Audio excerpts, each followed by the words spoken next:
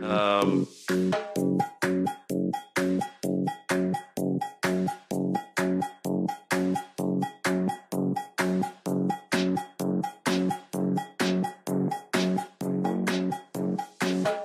um,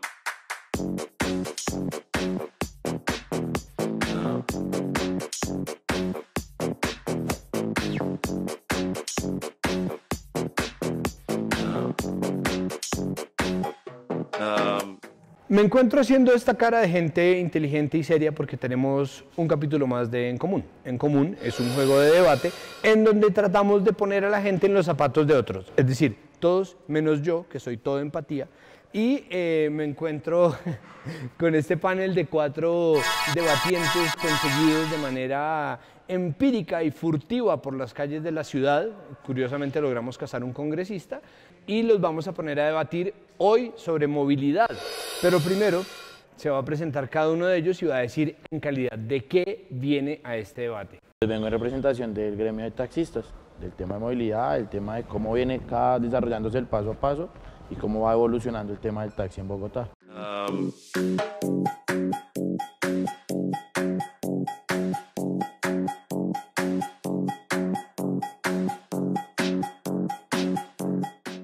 Soy el presidente de la Comisión Accidental por la Bicicleta del Congreso de la República.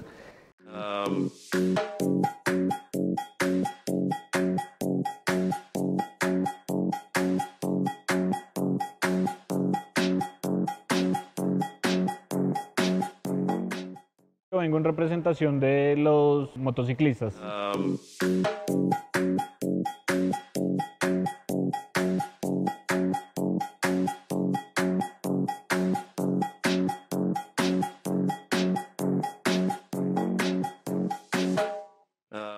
Y vengo como usuaria de Transmilenio.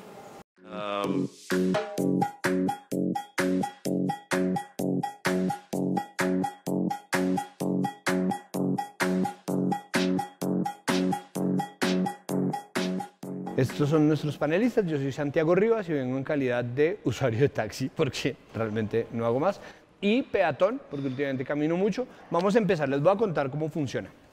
Lo primero es, cada uno de ustedes se va a ver obligado por el juego, obviamente, si ustedes van a jugar, ya firmaron un papel, que los obliga a ponerse en los zapatos del otro, cosa que nunca jamás pasa en los debates.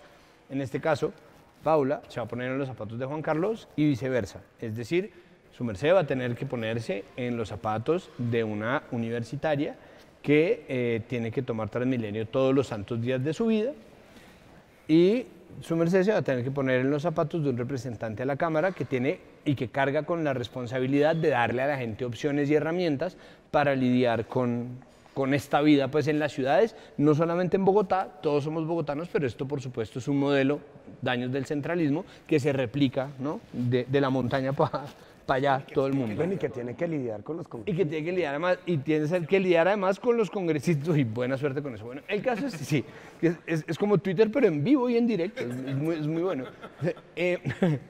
Nicolás se va a poner en los zapatos de Leonardo, es decir, van a estar cada uno del otro lado del semáforo, ¿no? Uno serpenteando, el otro ahí parqueado, usted como dueño de un retrovisor, y usted como dueño de una moto, se van a tener que ver las caras y tratar de entender, ¿no? Cuáles son los problemas que tiene cada uno. Él venía desde Suacha, ahora viene desde Kennedy, que es de alguna manera una mejora, una hora más cerca. Menos de recorrido.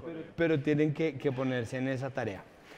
Cada uno de ustedes va a tener una tarjeta, ¿no? Por un lado está En Común, es decir, cuando alguno de ustedes diga una opinión con la que otro está de acuerdo, el que está de acuerdo saca el En Común, ¿no? Lo canta, se lo muestra a la cámara, En Común. Y yo voy anotando el En Común, ¿no? Como una especie de puntos y vamos a ver qué tantos acuerdos logramos y quién se lleva más acuerdos, a ver qué podemos sacar de eso. Es posible que nada, en realidad. La otra tarjeta, el otro lado de la tarjeta tiene objeciones. Cuando ustedes estén en desacuerdo con una persona. Los desacuerdos son dos. Un desacuerdo normal, como estoy en desacuerdo porque esto y esto, o cuando la persona que está interpretándolos a ustedes o tratando de ponerse en sus zapatos no logre ponerse en sus zapatos realmente. Es decir, no logre interpretar bien su pensamiento o diga algo que es gratuito o que no lo representa en absoluto y ustedes pueden hacer una aclaración, ¿cómo no? Eso no me pasa a mí, eso no pasa así, eso pasa así. Y así vamos haciendo algo de pedagogía, ¿no?, dentro de este experimento de empatía, ¿vale? Yo también tengo una tarjeta de objeción y en común y tengo una tarjeta que es falacia. Cuando yo detecte lo que yo considere un argumento vacío o sobre una base de suposición, cuando yo sienta que hay un argumento falaz, yo lo saco y yo digo, obviamente ustedes tienen derecho a réplica, decirme no, no es una falacia por esto, esto y esto, o simplemente se queda así, no hay puntos negativos, solamente podemos ganar, es un juego muy positivo, entonces empecemos. ¿Listo? Ok. Antes de que se pongan en los zapatos del otro, ¿cuál es el peor problema de movilidad que hay en este país y en la ciudad de Bogotá? La falta de nuevas vías. ¿Por qué lo digo? Si miramos a través del tiempo, cada día llega más parque automotriz a Bogotá y las vías siguen siendo las mismas en común. Miramos avenidas, o como diríamos, autopista sur, autopista norte, avenida Boyacá, calle 68, calle 80, siguen siendo la misma vía, pero con más parque automotriz. Últimamente vamos en 77% de gente en la ciudad y 23% en el campo. ¿Qué significa? Las ciudades están colapsando. Vamos creciendo, pero no crecemos en todo el tema de movilidad, no crecemos en vías. Entonces yo considero que es falta de vías en el tema de Bogotá. Muy bien, ¿cuál es el peor problema de la movilidad? Y yo creo que es la falta de infraestructura del servicio público de transporte que de alguna manera ha, digamos, agrandado la cantidad de vehículos particulares. Digamos, el vehículo particular es un problema muy grave y no se soluciona, a diferencia de mi compañero, a través de mayor infraestructura. Fíjese que Los Ángeles, por ejemplo, ya no tiene autopistas de 4 carriles, sino de 10 carriles, y el tráfico está absolutamente igual porque el número de vehículos particulares que entra al mercado es gigantesco. O sea, es como quien tiene una cartera y compra una más grande e igual La la va a llena. llenar igual. Es exactamente eso. Entonces, más bien, creo que lo que tenemos es que empezar a pensar en formas más conscientes de transporte, que tienen que pasar evidentemente por un transporte público que necesita mejorar muchísimo para poder contrarrestar al vehículo particular y posiblemente empezar a utilizar además medios mucho más sostenibles, si se quiere. En Bogotá hay 70.000 personas al año que mueren por la calidad del aire en Bogotá, que en gran parte tiene que ver justamente con esta proliferación de carros soltando smog por todos lados.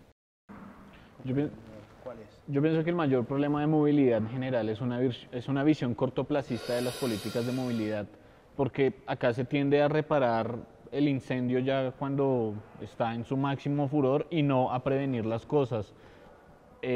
La construcción de vías, la implementación de políticas en cuanto a la compra de vehículos particulares, la implementación de sistemas integrados de transporte, no están integrados en su totalidad y eso hace que mientras que un problema crece, el otro decrece y va generando así como igual un tipo de embudo. Entonces tuvimos Transmilenio, pero Transmilenio lo pensaron a muy corto plazo. Entonces a los pocos años Transmilenio ya le quedó pequeño a la ciudad y en la medida que Transmilenio iba aumentando, su demanda iba aumentando, pero no su oferta. Lo mismo pasa con las vías, construyen una vía para salir de Bogotá de 2 carriles, pero dejan una vía vuelta a nada para entrar a Bogotá y eso genera el trancón. Pero a la larga esa vía de 2 carriles para salir de Bogotá va también a congestionarse, porque no están incentivando las políticas para controlar, para la compra de vehículos particulares. Y lo que decía Juan Carlos, la manera de agrandar el sistema público de transporte es uno de los factores más determinantes, porque uno cómo puede pedirle a alguien que se movilice en Transmilenio si Transmilenio no es atractivo para nadie. La persona que usa Transmilenio en todo momento quiere bajarse del sistema. Y uno que va en su vehículo particular, pues sí, uno va en un trancón, pero uno no va perreando intensamente dentro del sistema. Muy bien. Paula, ¿cuál es el peor? De Juan Carlos hay mucho carro particular. O sea, uno ve los trancones y 10 son carros particulares. Y sí, o sea, se congestiona mucho. Digamos, al arreglar, a ampliar las vías, dice él, esos son obras que quedan ahí a veces un año y no se arregla, entonces lo que genera es más trancón, más... Y el Transmilenio efectivamente no es, o sea, es como una opción, pero no es la mejor. Entonces, sí, yo creería que los carros particulares. A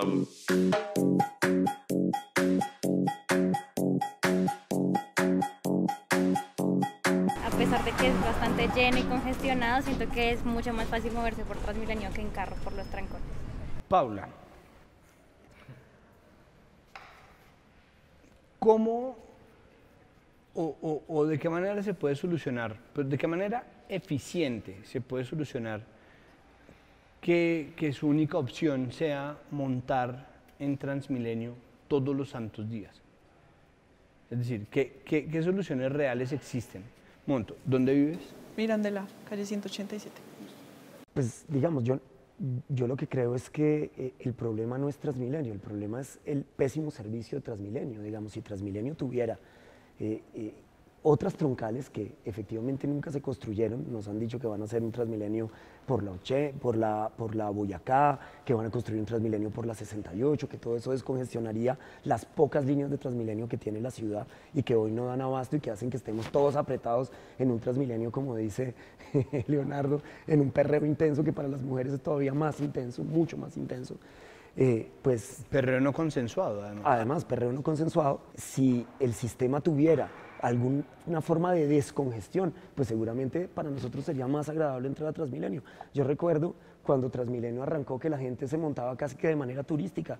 La gente decía, ay, vámonos de tal lado a tal lado solamente por ver cómo era la troncal de Transmilenio. Y en esa época Transmilenio tenía una buena reputación.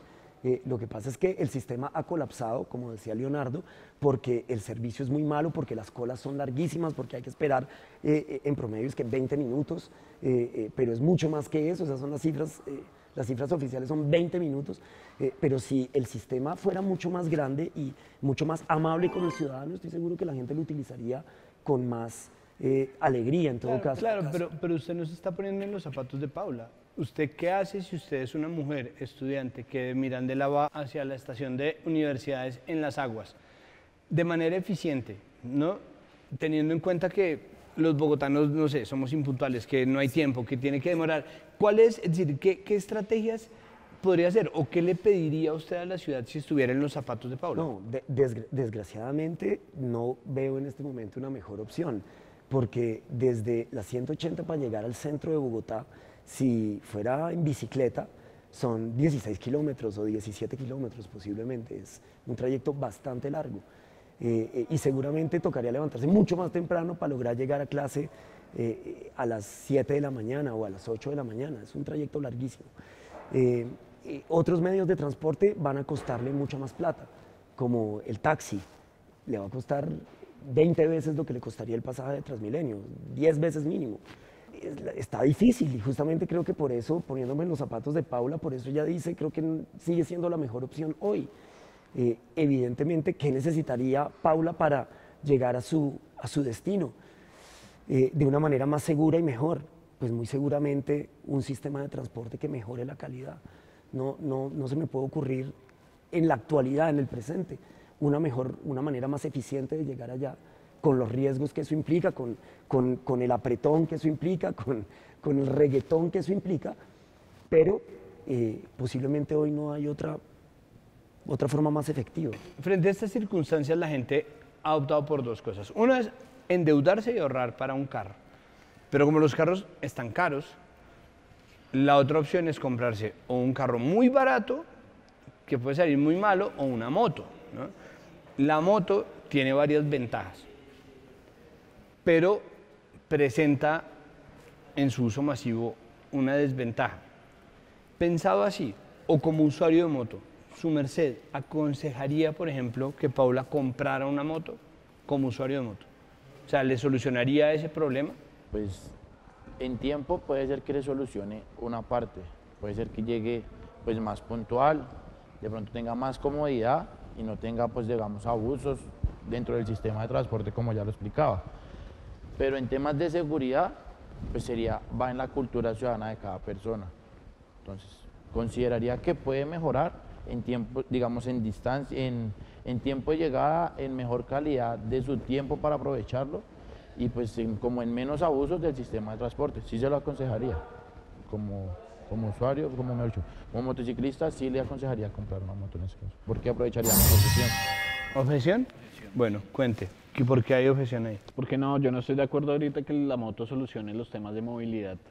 La masificación de la moto está generando muchos trancones ya de motos incluso. O sea, uno ve el trancón de carros y ve el trancón de motos. Si yo Si yo pienso en el tiempo que tardaría una persona en moto del punto en que se transporta Paula, de los puntos en los que se mueve Paula, versus el tiempo que se demora en Transmilenio, Transmilenio le ahorra un mundo de tiempo, muchísimo más. ¿En común? Muy bien. La moto, en cambio, no.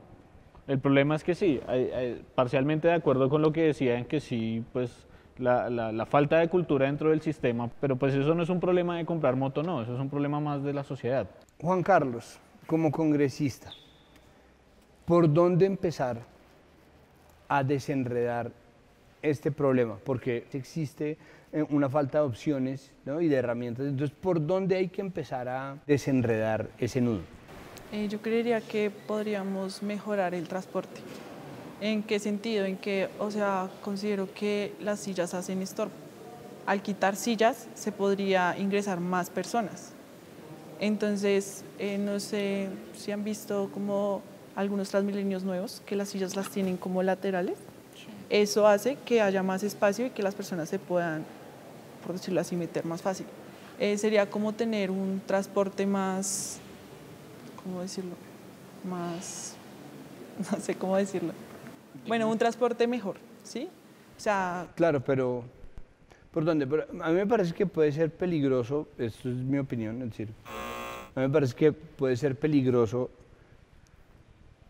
empezar a legislar pensando en un contrato de compra de insumos, es decir, en un contrato de compra de carros. Aunque sí, es decir, aunque sí se necesita un mejor transporte, creo que valdría la pena tratar de diseñarlo con un poco más de perspectiva, pero ¿y si los vehículos no tienen calles para andar? ¿Y si las estaciones están mal? ¿Y si... Entonces podríamos poner más días sin carro para que se descongestione un poquito más la ciudad o las vías en ese aspecto.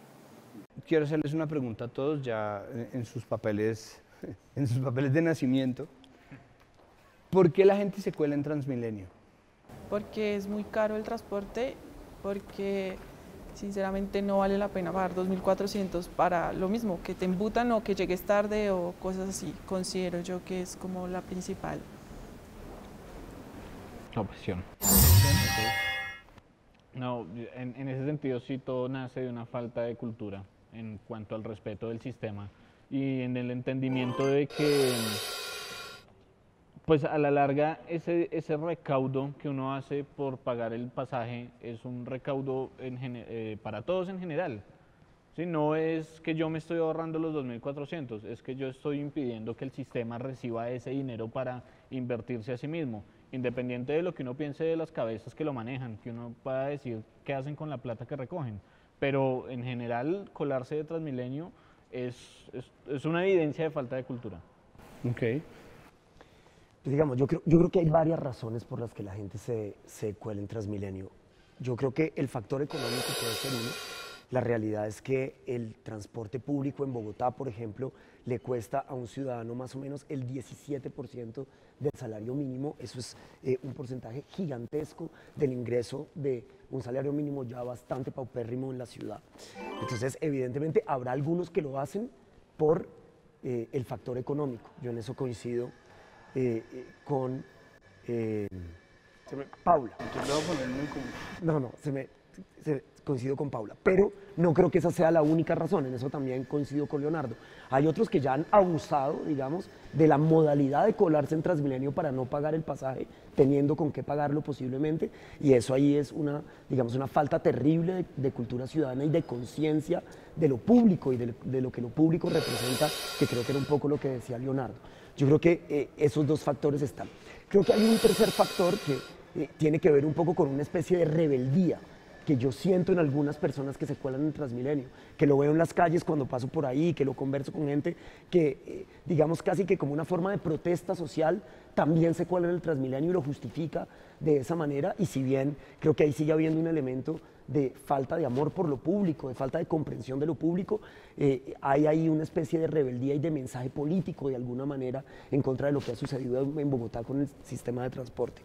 Luego yo creo que no hay una única razón, creo que hay varias razones, pero creo que todas esas razones de alguna manera tienen que ser reflexionadas, puestas en causa, y no creo que la administración distrital haya hecho de hecho lo suficiente en términos de diálogo social para, digamos, lograr frenar este tema en Transmilenio. Le representa a Bogotá casi un poco más de 800 millones de pesos al día los colados en Transmilenio, son 300, un poco más de 350.000 usuarios del sistema que se están colando.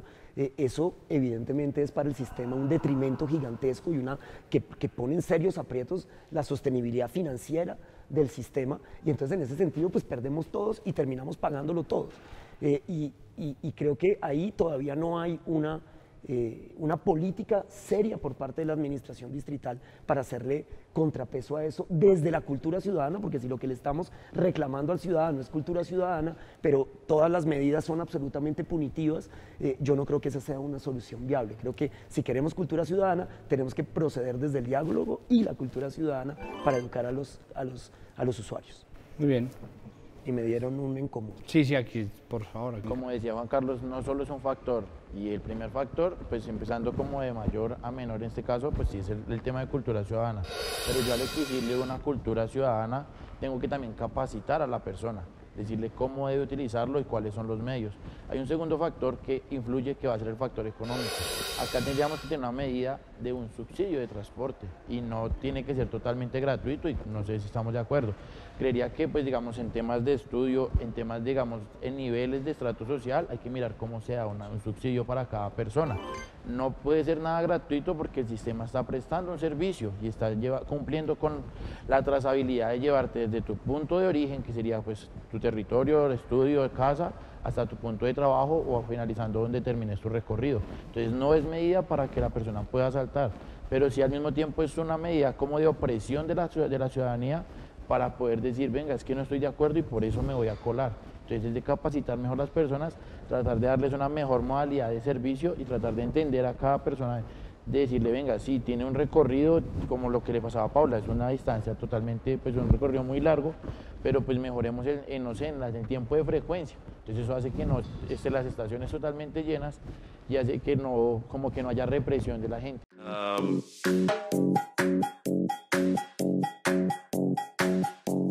Bajar el costo del pasaje, porque siento que este metro que va a llegar ahorita no va a ser bueno, así elevado no. Congresista Lozada, digamos que entonces se logra ampliar la infraestructura, es decir, la cantidad de vehículos, se aumenta la frecuencia de Transmilenio. ¿Cómo hacer para mitigar o para lidiar con el impacto ambiental que eso puede traer para la ciudad? Se podría pensar en buses eléctricos o a gas. O sea, tocaría recontratar. Sí, pero creo que sería una manera viable para que funcione contra el impacto ambiental. Creo que en Medellín o en Cali lo implementaron. Era un en común. Sí, sí. Entonces, o sea, sería viable, sería más, por decirlo así, la mejoría que tendría todo.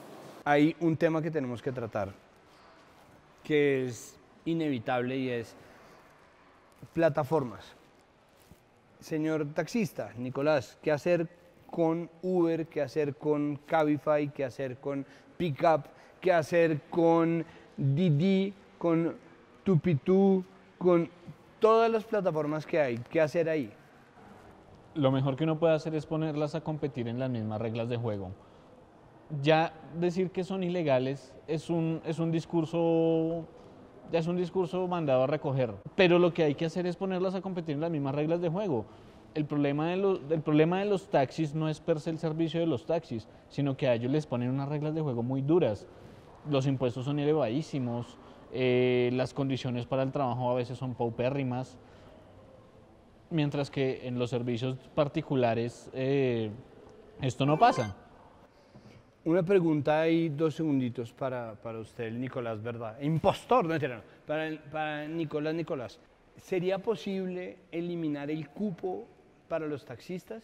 Digamos, no ponerles un cupo a los Uber, sino quitarles el cupo a los taxistas.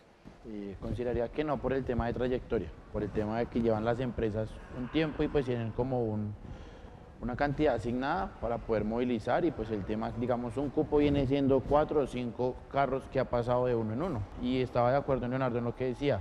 Considero que el tema es regularizarlos, poner las más condiciones, porque el usuario tiene que verse favorecido. El usuario escoge, no hay ningún problema porque el usuario escoge en cuál medio de transporte se va a movilizar, pero sí deben ser en las mismas reglas de juego.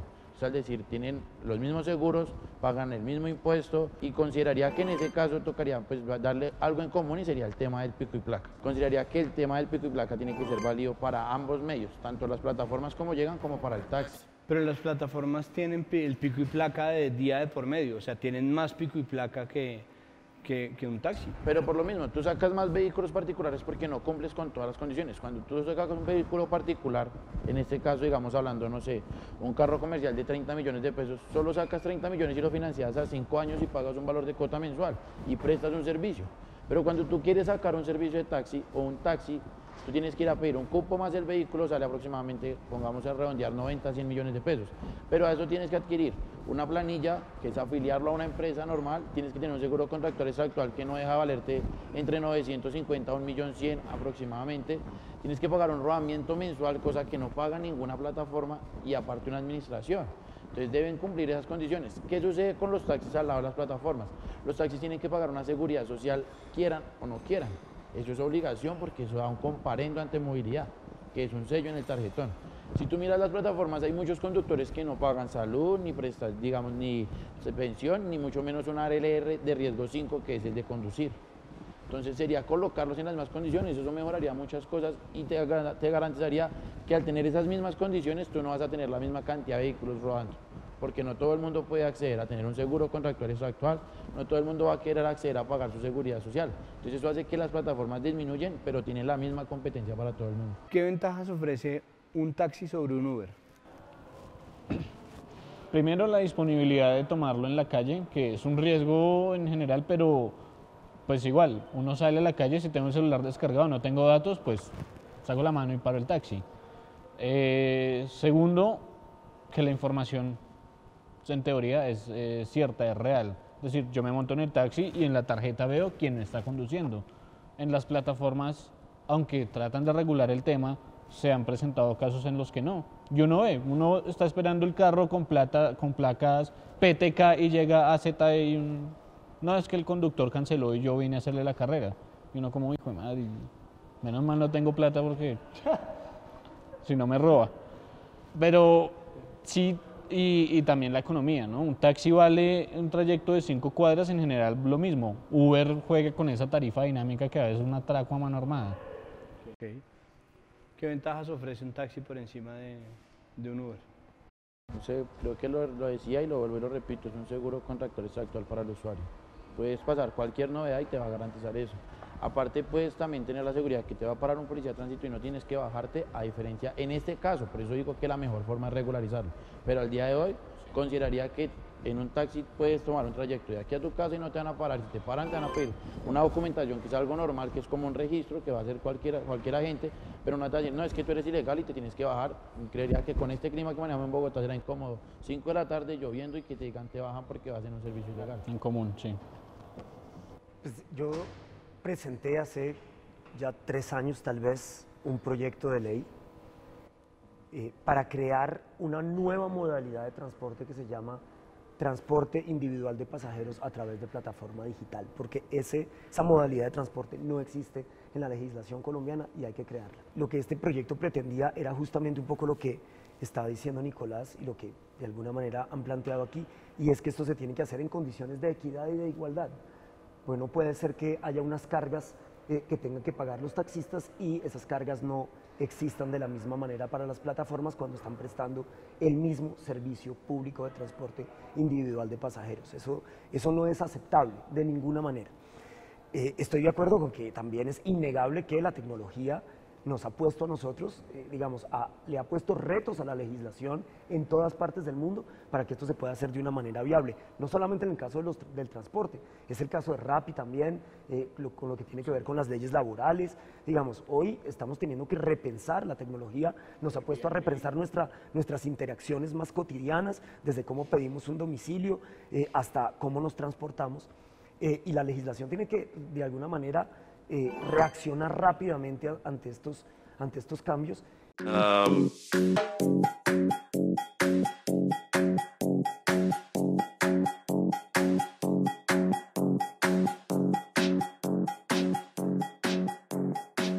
prefiero moverme en bicicleta porque uno a veces es un poco más rápido 2 es menos tedioso, no tengo que esperar un Transmilenio que viene súper lleno.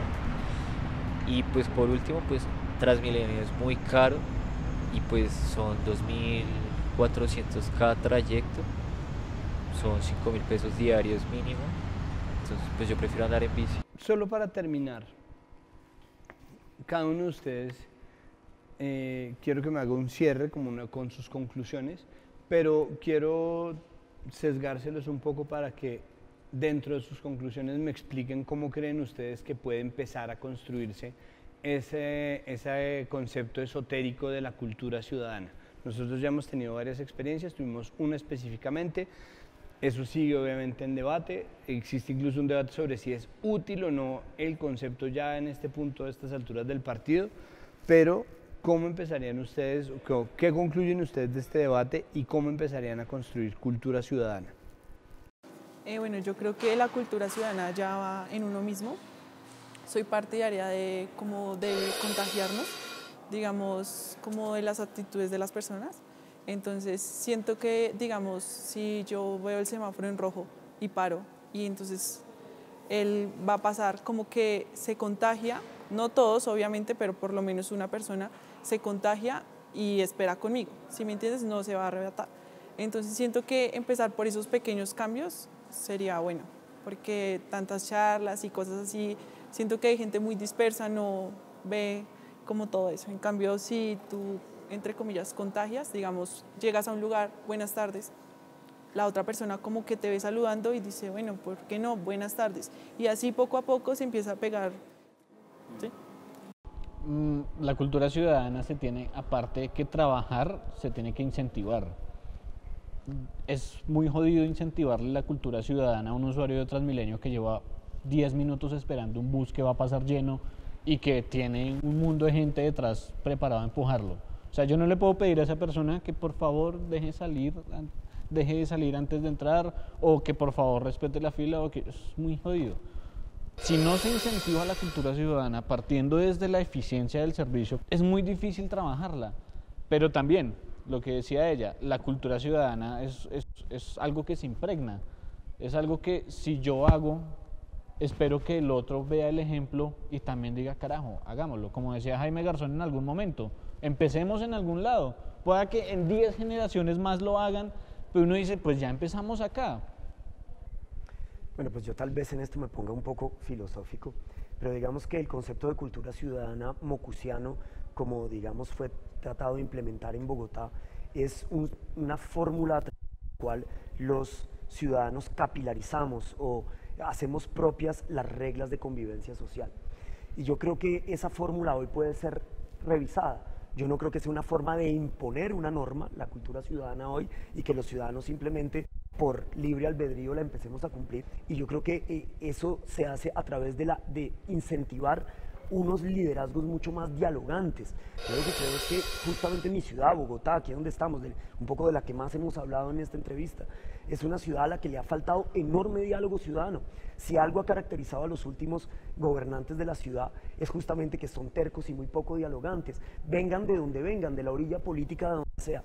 El no aplicar digamos, alguna especie de cultura ciudadana es justamente también una negación de los demás. Es yo voy haciendo como yo quiero, como a mí me da la gana, sin tener en cuenta, digamos, la comodidad o los derechos de los que están a mi alrededor. Pero si justamente esas reglas las construyo con ese otro al que, digamos, no he volteado a mirar porque justamente voy en el estrés de mi vida y logramos, digamos, un enorme diálogo a través del cual esas reglas se vuelvan casi que un pacto ciudadano que nos involucra a todos y que nos responsabiliza a todos, yo creo que vamos a poder avanzar y sacar cosas adelante. Desgraciadamente no veo todavía ese tipo de liderazgos en la ciudad.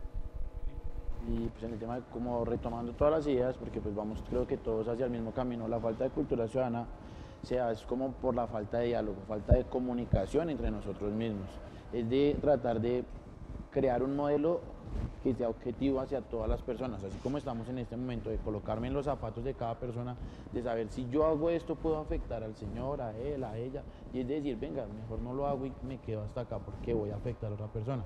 Es de tratar de decirle a la gente, venga, conversemos, miremos cuál es su punto de vista, puede ser que tenga razón y yo no la tenga, pero deme el punto de vista para yo poder hacer algo y empezar. Yo pienso que eso va en cada persona. Si yo coloco un granito de arena, podemos empezar cada uno a construir algo, y va dentro de cada persona tratar de mejorar uno mismo para poder conversar con el resto y poder crear un mejor sistema para todos. Hay que poner a la gente en la posición de llevar a cabo esas decisiones que viabilicen los cambios que aparentemente muchos sectores al tiempo, cada uno por su lado, saben que deben ser tomadas, esas decisiones que deben ser puestas en práctica.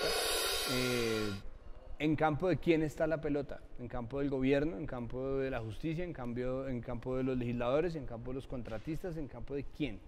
¿Quién es el que tiene ahora la bola? Si finalmente parece que todos sabemos cuál es el problema y dónde es que está el punto central del nudo.